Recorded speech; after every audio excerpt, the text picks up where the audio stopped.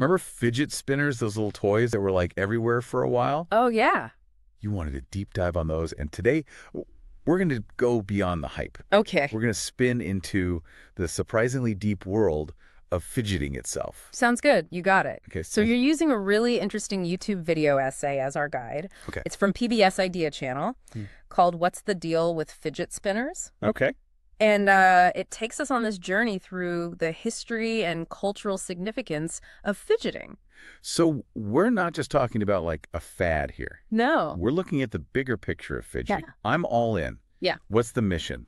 The mission is to uncover how fidgeting evolved from being seen as like a negative thing like boredom or restlessness into something that can actually help people focus and self-regulate. Oh, wow. Yeah. Yeah. And we're going to also explore what this tells us about our relationship with technology and how our understanding of neurodiversity is changing. Okay, that's fascinating. Where do we even begin with something like this?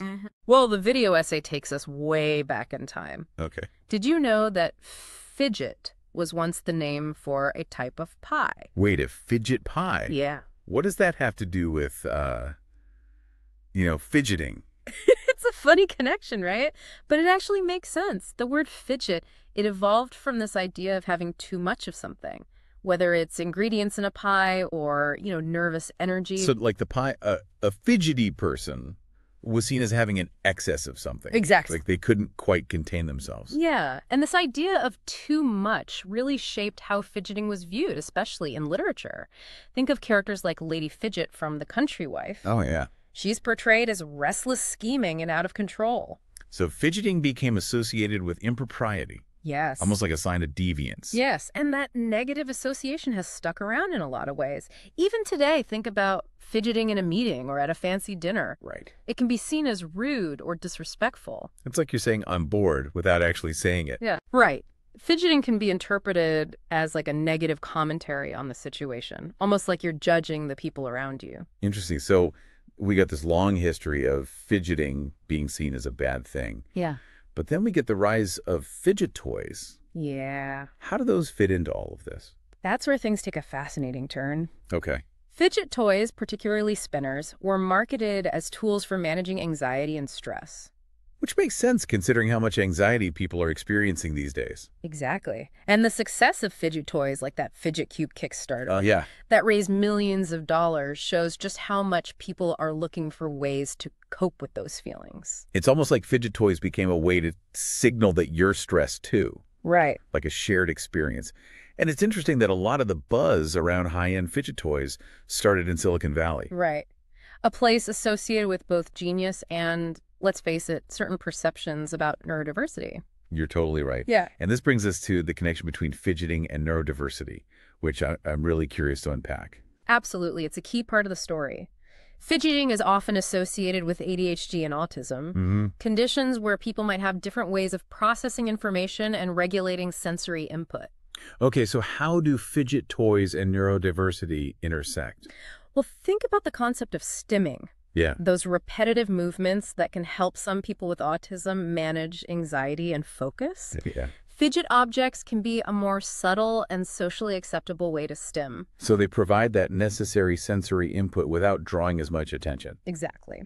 But it's important to note that not all stimming is created equal. Smaller fidget toys might be more accepted, but larger movements like rocking or twisting could still be stigmatized. Right. It's a nuanced issue. Right. There's still a lot of work to do when it comes to accepting different ways of being. Definitely. And what's really interesting is that even subtle movements like fidgeting might actually help people with ADHD focus. Anthropologist Mika Nielsen describes ADHD as temporal desynchronization. So like your internal clock is off. Yes. And Nielsen suggests that fidgeting might help recenter someone with ADHD, allowing them to find that temporal rhythm again. That's a really cool way to think about it. It's like fidgeting provides a sense of grounding. So we've got this paradox. Fidgeting was once seen as boredom or inattention, but it might actually be a way to improve focus, especially for neurodivergent individuals. It's a huge shift in perspective. Yeah. And it makes you wonder about the motivations behind the fidget spinner craze and what all of this means for the future of fidgeting. It's definitely more complicated than I ever imagined. I'm eager to hear more. Where do we go from here? Before we jumped into this part of our deep dive, You were really starting to uncover the complex relationship between fidgeting and neurodiversity. There's a lot to unpack there. It's really got me thinking. We were talking about how fidgeting can actually help some people focus, especially those with ADHD, but fidget spinners were like a huge fad, right? So was that just people hopping on a trend, or was there something deeper going on? That's a great question. The video essay we're exploring dives into this idea that people with ADHD and autism are often perceived as being both deficient in some ways, Okay. but also exceptionally capable in others. Oh, I see what you mean. Like that stereotype of the savant, Yes, the person who might struggle in some areas but has these incredible talents in others. exactly. And the video even brings up The Big Bang Theory, Okay. a popular sitcom that, while entertaining, sometimes played into these stereotypes about neurodiversity. Right. Could it be that part of the fidget spinner craze was fueled by this fascination with neurodivergent traits?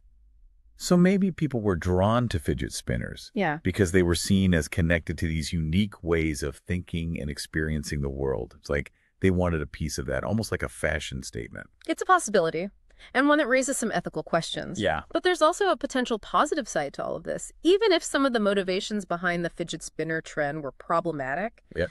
it might have inadvertently helped normalize fidgeting in general. That's a good point. Yeah. It could have made it easier for people who genuinely rely on fidgeting to do so without feeling as self-conscious. Precisely. And because fidget spinners were relatively affordable and accessible, Right. they democratized fidgeting in a way. It didn't require expensive therapy tools or anything like that. So in a way, the fidget spinner craze might have accidentally opened the door to more acceptance of different ways of being. Okay, so we've talked about the history of fidgeting, its connection to neurodiversity, and how it became this cultural phenomenon. What happens next? What's the future of fidgeting? It's interesting to consider, just like the hula hoop, which was once seen as scandalous and even banned in some places, the popularity of fidget spinners has also faded. Yeah. What happens to those who rely on fidgeting for focus and self-regulation when the trend dies down? Do they face new stigmas, or are they forced to find new ways to meet their needs? I hadn't thought about it that way. It's almost like the trend might have unintentionally set some people back. Something to think about. But there's another really insightful observation the video essay makes. A writer for CNET, Scott Stein, suggests that the popularity of fidget spinners and even the Nintendo Switch Oh, wow. points to a deeper human need for tactile satisfaction in our increasingly digital world. That makes a lot of sense. We're constantly interacting with screens, with these smooth, sleek devices. Maybe we crave those textured physical experiences as a way to balance things out. Exactly. Fidgeting with its repetitive motions and tangible objects could be a way to fulfill that need. It's a way to connect with the physical world in a way that feels grounding and satisfying. It's like we're trying to find that balance between the digital and the physical, between the virtual and the real. This deep dive has been so eye-opening. I'm looking at fidgeting in a whole new light now. It's clearly so much more than just boredom or restlessness. You've hit the nail on the head. What's fascinating here is that fidgeting, despite its often negative connotations, can actually be a powerful tool for self-regulation. It challenges us to question our assumptions about what normal behavior looks like, and to recognize the diversity of human experience. It's a powerful reminder that we shouldn't judge people based on outward appearances or actions. What we perceive as boredom or restlessness might actually be someone's way of coping, of finding focus, or of simply existing comfortably in their own skin. This deep dive has given me so much to think about. Me too. And it brings up a crucial question. If we connect this to the bigger picture, what happens next? Could the normalization of fidgeting lead to a greater understanding and acceptance of neurodiversity? Or will it just become another fleeting trend that fades away, leaving those who rely on it behind? That's such an important question. It makes you think about the real impact of these cultural trends and whether they lead to lasting change or just become another forgotten chapter in history. It's like we uncovered this whole hidden world of fidgeting with all these layers of history and culture and even neurodiversity. It's amazing. What stands out to you most from our deep dive? You know, it's really the realization that fidgeting is so multifaceted. It's not just like a simple behavior. It's connected to all these different aspects of like human experience. Yeah.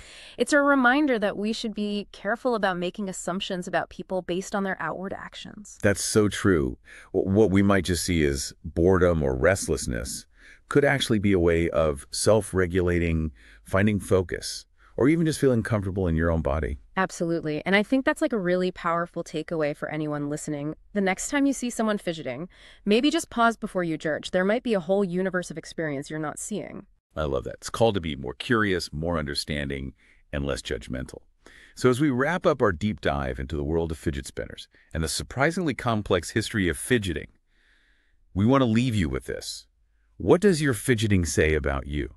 Maybe it's a sign that you need a break, or a moment of sensory input, or simply a way to reconnect with your own inner rhythm. Whatever it is, embrace it. Your fidgeting is a part of what makes you unique. Beautifully said. And remember, those little movements might just be a sign of your own inner genius trying to find its way out. Thanks for joining us on this deep dive. We'll catch you next time for another fascinating exploration.